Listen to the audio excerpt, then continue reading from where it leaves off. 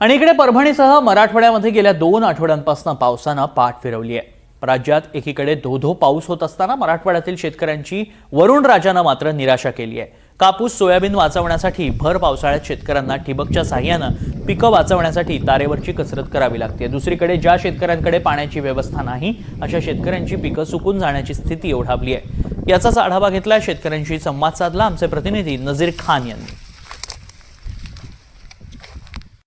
जुलै महिना अर्धा संपायला आला आहे, मात्र परभणी सह मराठवाड्यात पावसानं पाठ फिरवलेली आहे। त्यामुळं शेती धोक्यात येण्याची स्थिती निर्माण झालेली आहे। या कापसाच्या प्लॉटवरती आपण आहोत आणि आपण या ठिकाणी पाहतोय जूनच्या अगदी सुरुवातीला या शेतकऱ्यांनी कापसाची लागवड या ठिकाणी केली होती। चांगला पाऊस होईल या अपेक्षेपोटी शेतकऱ्यांनी अगदी सुरुवातीला कापसाची लागवड केली होती, मात्र पाऊस आला नसल्यानं शेतकरी या ठिकाणी तुषार संचाच्या सहाय्यानं ठिबकद्वारे हे आलेलं पीक वाचवण्याचा शर्यतीचा प्रयत्न खरं तर करत आहेत।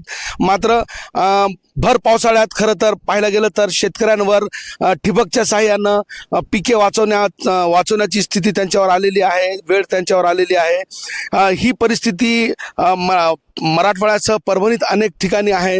तर अगदी या कापसाच्या प्लॉटच्या बाजूला आपण या ठिकाणी पाहतो, याही प्लॉटवरती कापूस लागवड केलेला आहे। 1 महिन्यापूर्वीचा हा पीक आहे, मात्र पाऊस नसल्यामुळं याची वाढ या ठिकाणी खुंटलेली आहे। आपण या ठिकाणी पाहतोय केवळ 3 ते 4 इंच एवढा मोठा कापसाचा हा रोपटा मोठा झालेला आहे, मात्र पाऊस नसल्यामुळे याची वाढ खरं तर खुंटलेली आहे। काही दिवसातच पाऊस या ठिकाणी मोठा पाऊस झाला नाही तर हे पीक हातातून जाण्याची स्थिती आहे। हीच परिस्थिती सोयाबीनची आहे।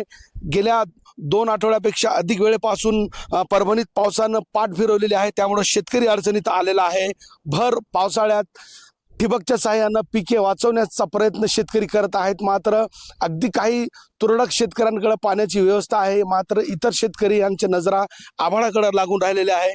या प्लॉटवर आपण उभे आहोत, इथले शेतकरी आपल्यासोबत आहेत। भैया मला सांगा, हे कधी कापूस लागवड केलेला होता? हे कापसाला 20 ते 22 दिवस झालेत लावून, तर पाऊस पडून म्हणून लावला तर पाऊस पडला नाही। मग आता या बाजूच्या प्लॉटवरती इथं पाणी आहे, ठिबकच्या सहाय्यानं या ठिकाणी पाणी देण्यात येते आणि त्यामुळे हा पीक वाढला आणि याची वाढ खुंटलेली आहे। याची वाढ खुटली, याला पावसा जीवावर लावलाय ते, पण पाऊस नाही म्हणून त्याला ठिबक केले आणि ठिबकच्या सहाय्याने त्याला भिजवलं।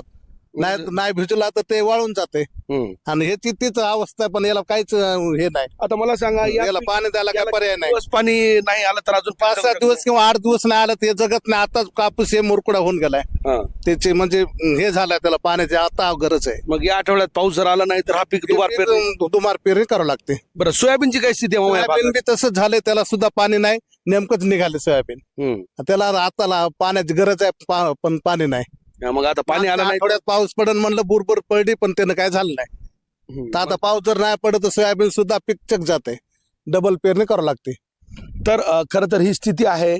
या आठवड्यात जर जोरदार पाऊस आला नाही तर पिके हातातून जाण्याची स्थिती आहे, मग ते कापूस असू द्या नाहीतर सोयाबीन। मागच्या वर्षीच्या तुलनेत आपण या ठिकाणी पाहतोय, या वर्षी एकतर मान्सून उशिरानं दाखल झाला, त्यात समाधानकारक पाऊस मान्सून आल्यानंतरही झाला नाही, त्यामुळं शेतकरी मेटाकुटीला आलेला आहे। खरं तर पुढच्या आठवड्याभरामध्ये जर पाऊस आला नाही आणि चांगला पाऊस झाला नाही तर परभणी जिल्ह्यातील शेतकऱ्यांवर मोठ्या प्रमाणावर दुबार पेरणीची स्थिती निर्माण होण्याची स्थिती निर्माण झालेली आहे। त्यामुळं शेतकऱ्यांच्या नजरा सध्या आभाळाकडे लागून राहिलेल्या आहे।